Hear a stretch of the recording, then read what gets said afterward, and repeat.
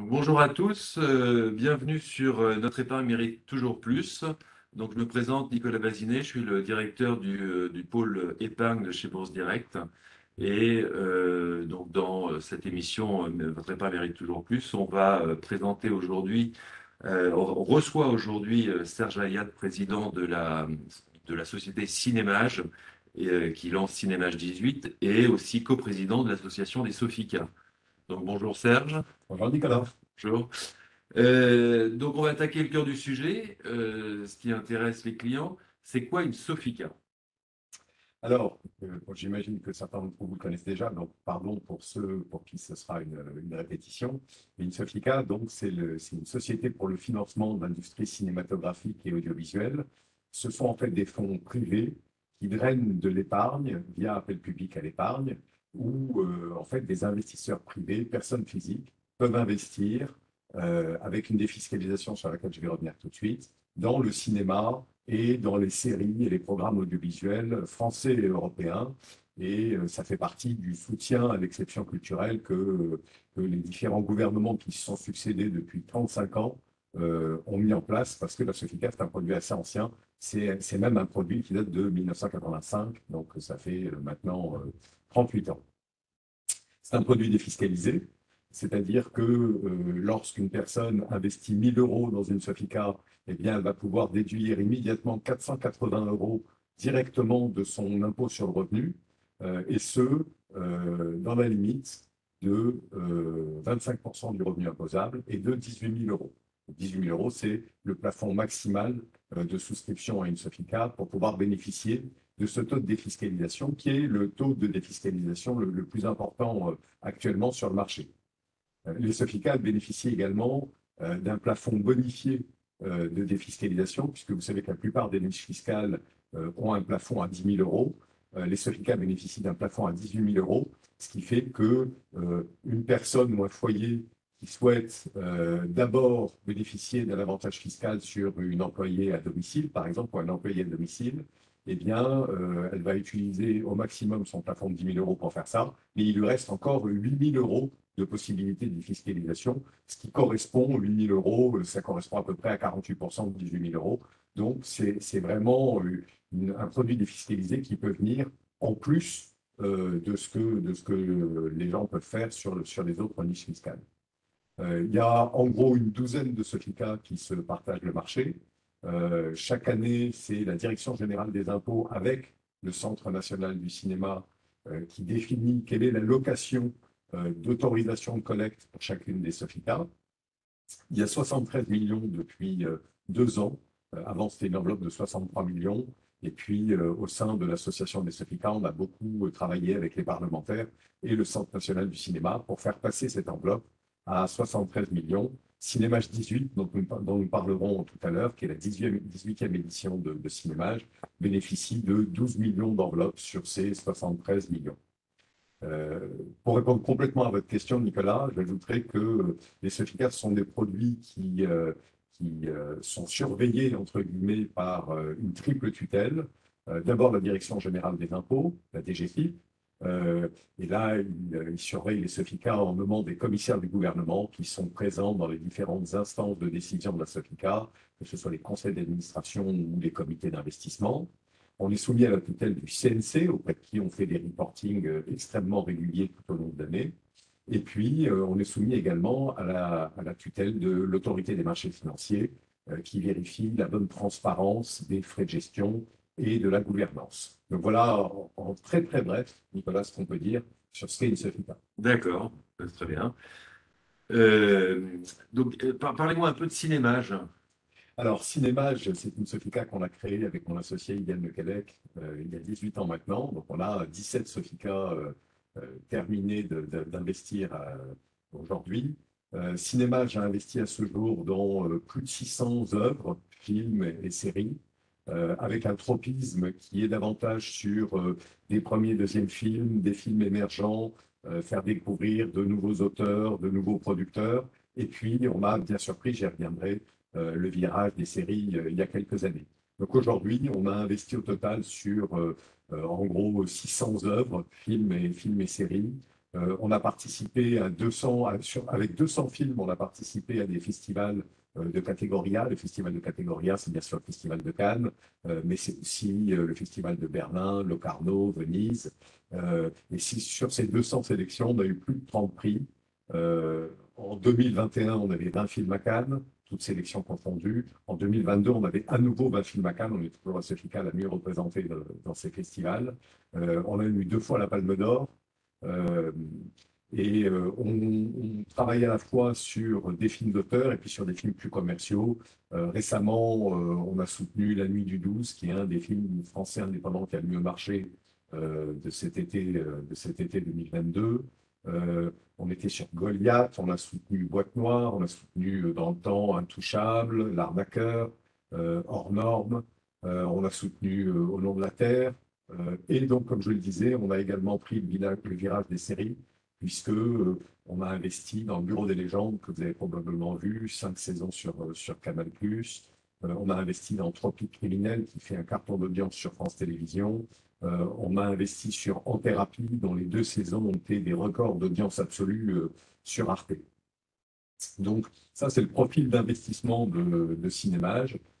On a aujourd'hui un deal flow qui est assez important parce que, effectivement, comme on a le plus gros actif sous gestion, toute Sofica confondue, évidemment, on reçoit la plupart des films qui ont besoin de Sofica, la quasi-totalité même des films et des séries qui ont besoin de Sofica, nous les recevons. On a un comité d'experts qui se réunit régulièrement, tous les 4 à 6 semaines, pour définir sur quel film on va aller investir et dans quelles conditions. Euh, et voilà. Donc c'est comme ça qu'on fonctionne avec ce deal flow. Alors, vous investissez, mais comment se passe la remontée des recettes? Alors en fait, quand on investit sur des films ou sur des séries, en fait, on investit en association à la production ou en association à la distribution. Il y a d'autres modalités d'investissement sur lesquelles je pourrais revenir plus tard. Mais typiquement, bien, on va considérer un scénario de film. Notre comité évalue ce scénario. Si on décide que ben, ce scénario mérite d'être soutenu, on va regarder quels sont tous les partenaires qu'il y a autour de ce film, aussi bien au niveau technique, les acteurs, le réalisateur, qui le produit, qui va le distribuer, qui va le vendre à l'international. Et en fonction de tous ces paramètres, notre comité va émettre un avis sur l'exploitation possible sur chacun des supports pour ce film ou pour cette série. Et puis à partir de là, on va définir un montant d'investissement en échange de droits à recettes. Alors en général, on a des droits longs, hein, des droits qui sont sur une trentaine d'années. Et on va définir des couloirs de recettes qui vont nous être attribués en échange de notre investissement. Le calendrier d'investissement d'une Sofica, c'est que, là par exemple, on va lever Cinémage 18 sur le dernier trimestre 2022. On va constituer la société fin janvier 2023. On aura jusqu'à fin janvier 2024 pour investir les montants levés. Et ensuite, pendant les 4 à 5 années qui suivent, on va surveiller les remontées de recettes, vérifier que les recettes qui nous reviennent sont bien les recettes qui sont prévues contractuellement dans les contrats que nous aurons négociés. Et puis, au bout de la 4e ou de la 5e année, on va commencer à revendre nos droits pour liquider en fait les différents droits à recettes qu'on aura sur les différents films. Et au bout de 5-6 ans, la Sofica devient à ce moment-là une cash box et on va demander à la Direction générale des impôts l'autorisation de la liquider par anticipation, que normalement sa durée est prévue pour 10 ans. Et donc, on va demander à la liquider par anticipation et à ce moment-là, eh ben, cette liquidation permettra de rendre leur argent aux souscripteurs. Voilà le calendrier tel qu'il est chaque année mis en place. Sur la liquidation, les OPICA sont prévus au maximum à 10 ans. Oui. Nous, on met une durée conseillée de 8 ans sur notre site internet pour être, parce qu'on est assez voilà, sûr. Historiquement, elles étaient plutôt sur du 5 ans et demi, les Sofica. Oui. Vous avez plutôt respecté, vous, historiquement Oui. aussi, les 5 ans et demi. On a vu un petit allongement dernièrement sur des liquidations qui étaient un petit peu plus longues sur certaines Sofica, Oui. mais les vôtres se tiennent. Pourquoi il y a eu ce petit décalage sur certaines Sofica? Donc là, je demande un peu Oui. Alors, là, je vais répondre pour la Sofica que je dirige, Oui. donc, en tant que cinémage, puisque en tant que co-président de l'association de Sofica, je ne vais pas répondre pour Bien les sûr. autres. En ce qui nous concerne, on a toujours tenu le délai de 5-6 ans, euh, sauf sur la dernière Sofica qu'on va déboucler, sur lequel on a pris un peu de retard, et on a pris un peu de retard, comme vous allez comprendre tout de suite. En fait, bon, il n'y a échappé à personne qu'il y a eu une période assez compliquée avec le Covid, et donc, euh, pour que on puisse liquider les Sofica, il faut qu'on ait revendu tous nos droits. Et pour revendre tous nos droits, il faut qu'on soit satisfait des conditions dans lesquelles on nous les rachète. Et c'est jamais bon de vendre au son du canon parce qu'on est pressé de vendre. Et sur cette dernière Sofica, qui pour nous est Cinéma 11, donc qui n'a pas encore été débouclée et qui aurait dû l'être pour respecter ce délai de 5-6 ans qu'on s'impose d'habitude, on a décidé de prendre un peu plus de temps parce qu'on a estimé que les conditions n'étaient pas réunies pour bien nous permettre de liquider les différents droits en notre possession, le Covid ayant laissé pas mal de traces. Et on a bien fait parce qu'on voit bien aujourd'hui, on y reviendra si vous le souhaitez tout à l'heure, on voit bien aujourd'hui que le marché reprend, il reprend même assez fort pour plein de raisons, et qu'on a bien fait d'attendre. Donc, vous avez fait ça dans l'intérêt du client, donc Absolument, voilà, donc absolument. c'est une très bonne chose. Alors, vous avez parlé d'une période un peu triste avec le Covid. Ouais. Comment s'est passé le cinéma pendant cette période-là et qu'est-ce qu'on a à attendre aujourd'hui du cinéma, des places de cinéma? Très bien. Alors, en fait, le Covid a été une période difficile. Le Covid a été une période difficile à plus d'un titre. D'abord parce que des productions ont été retardées, simplement parce que c'était plus possible de tourner à cause du Covid. Ça n'a pas duré très longtemps, mais il y a quand même eu des tournages qui ont été reportés. Ensuite, il y a des tournages qui ont coûté plus cher que prévu. Ça n'a pas eu d'incidence pour nous, ça a eu une incidence sur les producteurs, parce que nous, quand on investit sur un film, c'est forfaitaire, donc on a des droits à recettes qui sont définis d'avance en échange d'une somme d'argent, même si le film coûte plus cher à fabriquer. Donc ça n'a pas impacté nos droits, mais il y a des films qui ont coûté plus cher parce qu'il y a eu des cas de Covid au milieu. Par exemple, il y a un très beau film qui s'appelle De son vivant, dont le tournage a été décalé, qui était à Cannes il y a un an. Voilà, et donc qui a mis plus de temps à être tourné pour ces raisons-là. Et enfin et surtout, et là pour le coup c'est très connu du grand public, les salles ont fermé et quand elles ont ouvert, elles ont connu des restrictions euh, parce qu'on devait porter un masque, parce qu'il y avait des jauges, etc. Donc tout ça a fait souffrir le cinéma sur le plan des entrées en salle, on va dire. Et on y reviendra peut-être tout à l'heure, mais nous on est assez peu dépendants des entrées en salle.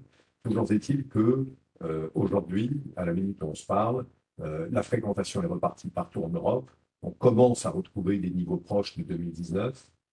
Vous voyez, par exemple, on avait 12 films au Festival d'Angoulême qui s'est tenu fin août. Toutes les salles étaient pleines. Le cinéma, c'est un marché de l'offre. Quand les films sont là, les gens retournent dans les salles. Euh, et il n'y a pas que ça. Il y a aussi surtout que cette pandémie a été un formidable accélérateur du développement des plateformes.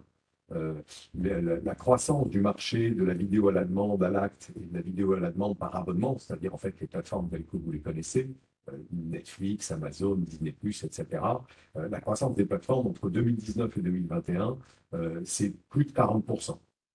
Et donc ça, c'est autant de nouveaux débouchés, en réalité, pour tous nos films, aussi bien en première vie qu'en seconde vie. À ça s'ajoute que depuis 2019 et pendant la pandémie, ont été mis en place des décrets qui obligent les plateformes à investir dans du contenu local français et à exposer des œuvres locales françaises sur la plateforme. Donc là encore, c'est de nouveaux débouchés pour nous. Sur le plan de l'export aussi, les choses se sont drôlement améliorées, puisque en 2021, il y a plus 22% de croissance des programmes de fiction française à l'export par rapport à 2020, avec une part de marché des Français qui augmente beaucoup dans le monde. On a même atteint sur ce plan-là, donc sur le plan des ventes de fiction française à l'international, on a même atteint des niveaux qu'on n'avait pas connus depuis 2017. Donc, vous voyez, l'effet du Covid semble être maintenant derrière nous, à la fois parce que les choses rentrent plus ou moins dans l'ordre sur le plan de la salle, même si nous-mêmes, on n'est pas très dépendants de la salle, et puis surtout, il y a une formidable bouffée d'oxygène sur la multiplication des supports de vente des films que nous soutenons et des séries que nous soutenons. D'accord. Alors, sur votre Sofica, là, celle la toute nouvelle que vous lancez, Cinémage 18, quelles sont les caractéristiques de cette Sofica? Donc, on a 12 millions à collecter. Et comme toutes nos précédentes émissions de cinémage, la souscription minimale est de 5 000 euros. Il n'y a pas de frais d'entrée. La durée de conservation des titres, elle est officiellement de 10 ans. En réalité, comme je vous l'ai dit tout à l'heure, on demandera une dissolution anticipée au bout de 5-6 ans en pratique. La date limite de souscription, c'est le 31 décembre 2022. Voilà, et la souscription est ouverte. D'accord. Alors, sur votre Sofica, généreusement, on vous a demandé en partenariat, vous, à chaque souscription, vous nous offrez une place à chaque souscripteur. Absolument. Bon, c'est super. Alors, Bourse Direct, normalement, remet une offre qu'on avait fait l'année dernière aussi, c'est-à-dire qu'on double cette place. Eh ben, Comme ça, formidable. vous pourrez venir en couple ensemble euh, voir un bon Voilà. film, Et hein, retourner dans les salles. Voilà. retourner dans les salles, exactement. Euh, donc, voilà. Écoutez, est-ce que vous avez des questions? Euh, Est-ce qu'on a répondu? On a fait un webinaire un peu court parce qu'on aimerait le rediffuser sur les réseaux sociaux de Bourse Direct. On va refuser, c'est pas qu'on aimerait, on va diffuser sur les réseaux de Bourse Direct. Est-ce que vous avez des questions sur lesquelles on peut vous répondre?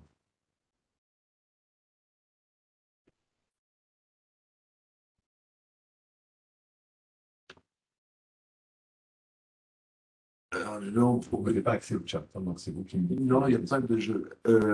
Alors, si, oui, j'ai une personne qui dit quelle est la rentabilité à la revente? Qu'est-ce qu'on doit espérer? Alors, les Sofica, en fait, c'est un produit qui est euh, pas très risqué. C'est vrai qu'on n'a pas parlé des risques, en fait. Oui, ah oui, on a On oublié pourrait, les risques, oui, ouais. complètement. On pourrait peut-être commencer par là, avant de parler de la rentabilité. Sofica, en fait, c'est un produit qui n'est en général pas très risqué, et en tout cas, dans le cas de cinéma, vraiment pas risqué, pour plein de raisons. D'abord parce que il y a une forte diversification au niveau du nombre de films et de séries sur lesquels on investit et même sur la nature de ces œuvres. On investit aussi bien dans des films de cinéma que dans des séries, que dans des unitaires de fiction, de l'animation, des documentaires. Euh, Forte diversité sur les supports sur lesquels on récupère nos recettes. Je vous l'ai dit un petit peu tout à l'heure quand je disais comment on négociait nos droits à recettes. En fait, il y a une très forte multiplicité de ces supports, notamment avec l'apparition des plateformes, où on récupère des droits à recettes sur la salle, sur la vidéo à la demande, sur la vidéo à la demande par abonnement, sur la télévision, et ce, partout dans le monde. C'est-à-dire qu'il y a des recettes internationales aussi qui sont très importantes pour nous. Il y a également une forte diversification sur les modèles économiques selon lesquels on investit. On va parler tout à l'heure ensemble, Nicolas, d'investissement en contrat d'association à la production ou à la distribution, c'est-à-dire qu'on investit sur un film en échange de droits à recettes futurs. Euh, on investit également en développement auprès des producteurs. Ça veut dire quoi? Ça veut dire qu'on va avoir des producteurs et puis on investit sur l'écriture de tout un tas de films en développement avant même qu'ils se montent et qu'ils partent en production. Et on se rembourse non pas sur la réussite ou commerciale de ces films, mais on se rémunère sur le fait qu'ils partent en production. Et donc, en fait, c'est une activité de R&D, alors qui, pour le coup, n'est pas du tout liée au succès des films ni à leur succès en salle, euh, et qui est directement liée, en fait, à la capacité de ces producteurs à mettre des films en production. C'est très intéressant pour nous parce que ça nous permet également de regarder dans les tiroirs des producteurs et voir quels sont les projets les plus prometteurs sur lesquels ensuite on investira en contrat d'association à la production ou à la distribution. On limite également pas mal les risques parce qu'on essaie d'avoir et on y arrive dans la plupart des cas, d'avoir des couleurs prioritaires et d'avoir accès aux premières recettes sur les films, un accès aux recettes privilégiées. On a des droits longs. Le fait qu'on ait une grosse enveloppe nous permet de mutualiser les risques sur plusieurs films. On est peu dépendant à la salle parce qu'en fait, une bonne partie de nos recettes pour les films de cinéma viennent de l'international, des ventes télé, des ventes aux plateformes. Et puis on a aussi pas mal d'investissements dans les séries qui, par définition, ne passent pas au cinéma. Euh, voilà ce que je voulais dire sur les risques, pour dire que les risques sont en fait assez faibles et de fait, sur aucune des Sofica qu'on a débouclées jusqu'à présent, nos souscripteurs ont perdu de l'argent, avantage fiscal compris. Donc c'est un produit qui est vraiment pas très risqué, en tout cas quand on le gère, comme on le gère. Euh, En face de ça, c'est un produit qui rapporte bon an, mal an par an, 3 à 4 avantage fiscal compris. C'est ce à quoi il faut s'attendre raisonnablement. Ce qu'il faut voir, je reprends historiquement, moi, ce que j'ai constaté, parce que j'en vends depuis assez longtemps des Sofica, c'est que un investisseur investit 100. Historiquement, elle était à 48% avant que le rabotage des niches fiscales, le rabotage pas une niche fiscale, du taux de défiscalisation. Donc, vous investissiez 100, il y avait un taux à 48% qu'on a à nouveau aujourd'hui, ce taux-là. Donc, vous investissez 100, vous avez 48% de réduction d'impôt.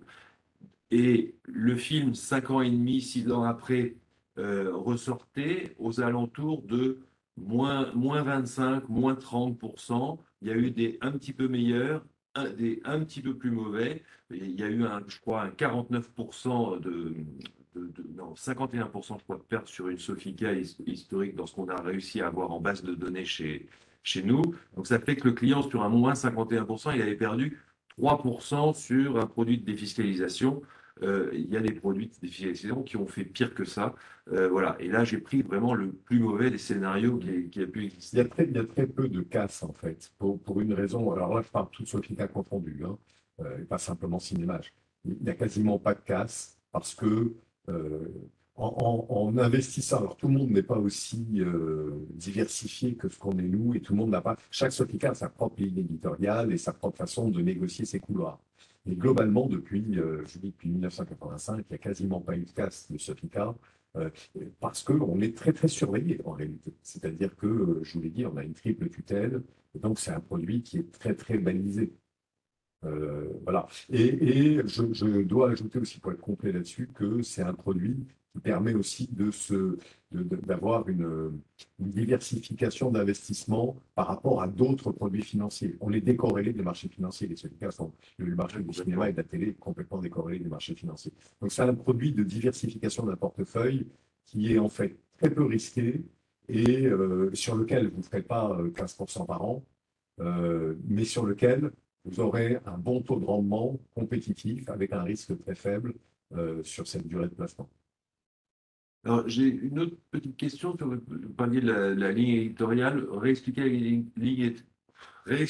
la ligne éditoriale de votre Sofica. Alors, Vous l'avez dit un petit peu tout à l'heure au début, oui. mais Alors, déjà, la ligne éditoriale, c'est deux choses. C'est quels sont les compartiments d'investissement et les modèles économiques d'investissement, et c'est d'autre part dans quelle nature de films et de séries on investit. Les compartiments d'investissement, on fait 25% en R&D développement, comme je le disais tout à l'heure. Là, c'est un compartiment qui est vraiment, alors pour le coup, très très peu risqué et qui nous permet d'avoir accès aux projets futurs des producteurs qu'on a envie de soutenir. On fait 27,5% d'investissement en garantie, c'est-à-dire que là, il y a un tiers qui va garantir l'investissement, qui va garantir la récupération au nominal. Donc, en investissant, on récupère 100 au terme de 3 ans ou 4 ans. Donc là, l'intérêt, évidemment, c'est qu'on récupère, après avoir investi 100, on récupère 100, mais dans ces 100, il y avait l'avantage fiscal. Donc, ça permet de lisser notre TRI. Donc là, c'est un investissement dont le seul risque est le risque de signature du garant. Et puis, on investit 47,5% à risque en contrat d'association à la production et en contrat d'association à la distribution, c'est-à-dire contre des droits à recettes de producteurs ou des droits à recettes de distributeurs. Donc ça, c'est pour notre modèle économique de financement. Et sur les contrats d'association à la production et à la distribution, une très faible partie est liée à la salle. Donc vous voyez, notre premier compartiment en développement, 25%, pas du tout lié aux exploitations des films. Notre deuxième compartiment, 27,5%, il est en garantie, donc il est lié à rien d'autre que la solvabilité du garant. Et il nous reste 47,5% qui est à risque avec une petite exposition tarifaire pour les films de cinéma. Et là, j'arrive à la deuxième partie de la réponse, c'est qu'on investit dans des films et dans des séries. Sur les films, on a globalement deux catégories de films sur lesquels on investit. Les films qui sont supposés ou censés aller en festival. Et ça, c'est vraiment le point fort de Cinémage. Vous l'avez dit tout à l'heure, ça fait 2 années de suite qu'on a 20 films à Cannes. Euh, Là, pour le coup, on est vraiment les seuls à faire ça. C'est important d'être dans des festivals de catégorie A parce que pour les films d'auteurs indépendants, euh, ce qui fait qu'ils vont quand même pouvoir se vendre à l'international. J'ai dit tout à l'heure, pour nous, l'international, c'était important. Ben, ce qui fait qu'ils vont se vendre à l'international, c'est qu'ils ont eu une exposition mondiale. Et l'exposition mondiale, vous l'avez au Festival de Berlin, au Festival de Venise et au Festival de Cannes, bien sûr. Et donc, pour nous, c'est vraiment important. de défendre le cinéma d'auteur, mais un cinéma d'auteur qui va pouvoir beaucoup s'exporter en allant au festival. Ça, c'est la première catégorie de films sur lesquels on investit. La deuxième catégorie de films sur lesquels on investit, c'est des films plus commerciaux, c'est-à-dire soit des films supposés, et on espère qu'ils fassent des succès en salle. Par exemple, c'est tous les films de Nakache Toledano sur lesquels on investit, hein, Hors Normes, Le Sens de la Fête, Intouchable. Mais c'est également des films de genre, parce que les films de genre sont très prisés, ils se vendent très bien, notamment aux plateformes. Ça, c'est pour les films de cinéma. Et par ailleurs, on a développé une forte activité de séries, et en particulier de séries exportables. Euh, donc voilà, j'en ai cité quelques exemples tout à l'heure. Très bien. Alors, j'avais une autre question qui était sur pourquoi les Sofica ont besoin de, de l'argent des Sofica. Non, pourquoi les films ont besoin de l'argent des Sofica. Ah, alors les films au sein de la chambre de secrétaire, pour une fois, vous allez comprendre tout de suite. En fait, un film qui coûte 100, comment il va faire pour se financer? Le producteur, donc, il doit trouver 100. Il va déjà obtenir un certain nombre d'aides de la part de l'État, de la part d'un certain nombre d'organisations, et notamment un crédit d'impôt qui fait qu'il va pouvoir financer comme ça 25 ou 30% de son film. Ensuite, son film, il va aller le prévendre à un distributeur qui, en échange d'avoir le droit de vendre le film, va, et de le distribuer en salle par exemple, va lui donner par exemple 25 ou 30. Il va faire la même chose avec un vendeur international qui va aussi lui donner 20 ou 25. Et puis, il va aller prévendre à des chaînes de télé le film. C'est-à-dire que les chaînes de télé vont acheter d'avance un premier passage du film sur leurs antennes. Et elles le font parce qu'elles y sont obligées. La réglementation française oblige les chaînes de télé à préacheter des films sur la base de scénarios. Et donc, finalement, un producteur dont le film 100, eh bien, il va réunir comme ça 85. Ce qui va faire que le film va partir en production, c'est quel montant sur les 15 restants le producteur va réussir à financer. Et c'est là que les Sofica interviennent. Et c'est pour ça que, vous voyez, le volume total de production en France, rien qu'en cinéma, c'est 1 milliard d'euros. Et donc, on peut se dire, ben, 73 millions d'euros de Sofica, c'est négligeable sur le milliard d'euros. Mais en fait, il ne faut pas comparer ce qui n'est pas comparable. En réalité, les Sofica, elles interviennent sur les 15 derniers pourcents du financement des films. Et c'est là qu'on intervient. Et en général, vous voyez, les Sofica investissent dans près d'un film sur deux produit en France. C'est énorme. Et sur ce film sur deux produit en France, il y a au moins un ou deux films sur trois qui ne se feraient pas du tout si les Sofica n'existaient pas. Ah, c'est impressionnant quand même. Donc c'est impressionnant. Oui, parce que c'est le dernier kilomètre qui permet de lancer la production des films, en fait. Une fois que tout le reste est prouvé. Mais à chaque fois qu'on va au cinéma, on voit votre nom et toutes les Sofica qui investissent dans les Bien sûr. dedans. Et c'est vrai qu'il y a sur chaque film français, à chaque fois, Il y a plein de Sofica. il y a toujours. Ben, vous remarquerez, à chaque fois sur les films français, vous avez dans les génériques tous ceux qui ont participé au financement. Donc vous avez tous ceux qui ont participé aux 85 premiers pourcents que j'ai décrits tout à l'heure, et puis vous avez tous ceux qui ont investi à risque sur les 15 derniers pourcents. Ouais. Et, voilà. Mais c'est la beauté aussi de l'actif du sous-jacent film, c'est qu'en fait, en investissant un petit bout sur ces 15%, vous avez accès à une très grosse partie des recettes et de manière très privilégiée au premier euro de recette avant tout le monde. C'est ça la beauté de l'actif sous-jacent film, c'est-à-dire qu'il y a un effet de levier énorme du fait des préventes à l'international, des préventes aux chaînes de télé et des subventions et crédits d'impôt qui, sans aucune contrepartie, financent les films. D'accord. Et une autre petite question, souscription jointe donc ça c'est un peu technique sur le bulletin de souscription. Est-ce que c'est possible, pas possible, et les avantages et inconvénients? Souscription jointe, vous voulez dire Monsieur et madame, ou monsieur ou madame. alors, c'est possible que monsieur et madame souscrivent. J'espère que je ne vous dis pas de bêtises. Je crois que oui, mais l'intérêt pour nous est assez limité. Oui, alors je ne vois pas l'intérêt en effet. Pour nous, il n'y a pas d'intérêt parce qu'il faut. Il n'y a pas d'intérêt. Il n'y a pas d'intérêt, sauf si la déclaration fiscale est commune. Mais même si la déclaration fiscale est commune, il suffit que l'un souscrive.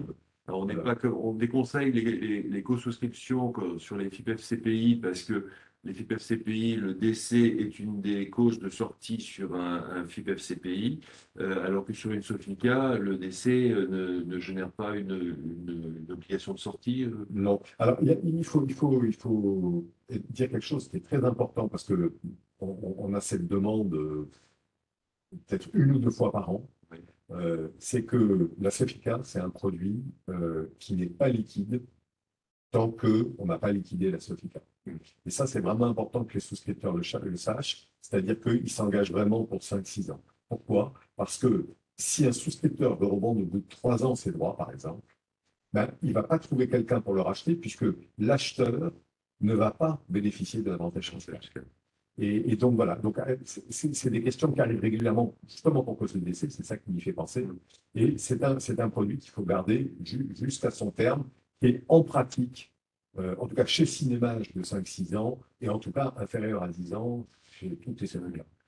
Donc, on ne voit pas l'intérêt de faire spécifiquement une co-souscription Non, à ce sujet-là. moi à titre personnel, je ne le fais pas, par exemple. Euh, Vous avez parlé tout à l'heure de 3 à 4% incluant la réduction fiscale. Oui, oui, ça On a même inclut. déjà fait 5 hein, Voilà, on a déjà fait 5. oui, Donc, par an, hein, par an. par an. Donc, ça, évidemment, ça inclut la L'avantage réduction, fiscal, bien sûr, l'avantage fiscal. bien sûr, bien sûr. Voilà. Alors, la raison est simple, c'est que la contrepartie de l'avantage fiscal, c'est que euh, toutes les SOFICA prennent des engagements vis-à-vis du CNC quant à la nature de leurs investissements. Et donc, le CNC guide d'une certaine manière la manière dont les SOFICA investissent sur certains types de films ou de séries. C'est ça la contrepartie de l'avantage fiscal. On est quand même censé soutenir l'exception culturelle française et la production indépendante. Et vous le faites bien.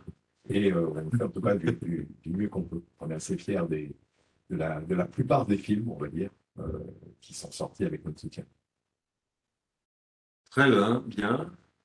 Eh bien, si je ne vois pas d'autres questions spécifiques.